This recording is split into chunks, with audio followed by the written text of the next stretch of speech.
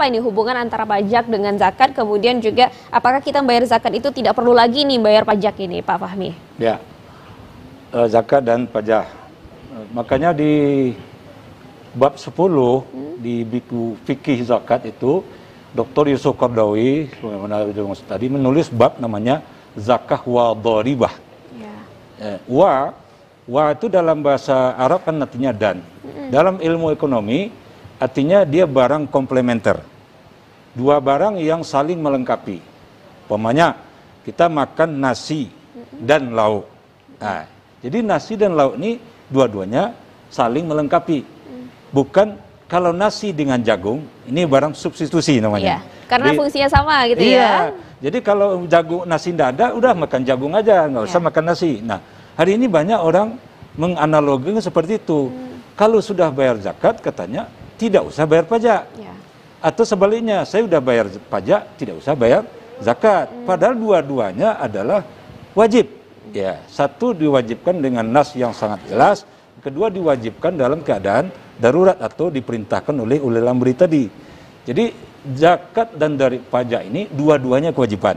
Ya, bukan sebuah pilihan bukan gitu ya Pak Fahmi ya. Hari ini banyak masyarakat, saya sudah bayar zakat Pak, pajak tidak wajib. Nah, kalau zakat tadi untuk asnaf 8 tentu jalan dari mana dibangun? Ya kan?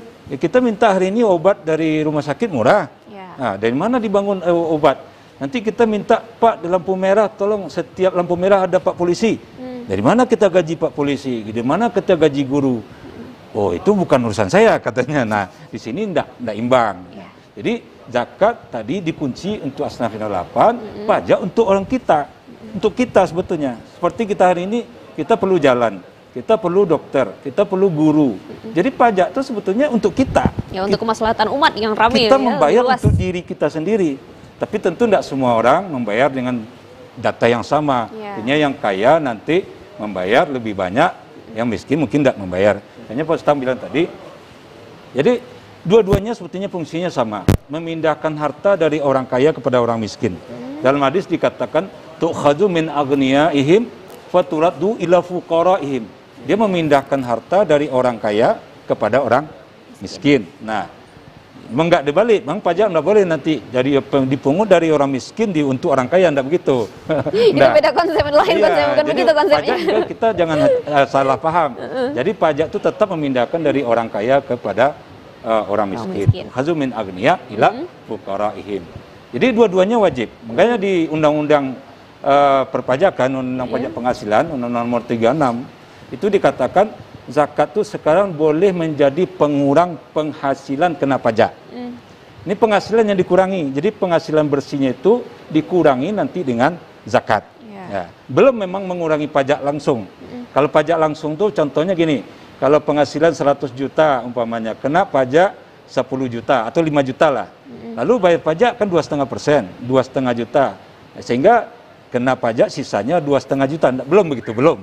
Kita berharap seperti itu, tapi belum. Jadi yang berkurang itu sekarang kalau 100 juta penghasilan, zakatnya berapa? 2,5 juta. Maka dikurangi 2,5 juta di 97,5 juta dasar penghitungan pajak. Ya. Dia tetap berkurang. Ya, ada hitung-hitungannya gitu ya Pak Fahmi. Tetap berkurang, jauh berkurang. Saya udah memperlihatkan data-datanya itu. Kalau semua orang Islam hari ini, ya betul-betul dia bayar zakatnya kepada lembaga amil zakat atau Basnas, ya, ada surat setoran zakat namanya SSZ. Kalau di pajak SSP namanya, surat setoran pajak. Di zakat SSZ.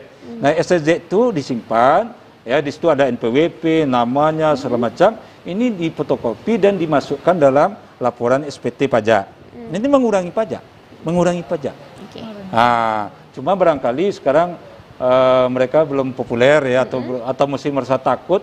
Nanti kalau saya tulis zakat saya di situ berarti ketahuan pajak saya, katanya mungkin begitu. Nah, tapi ini enggak, ini dua-duanya kata Dr.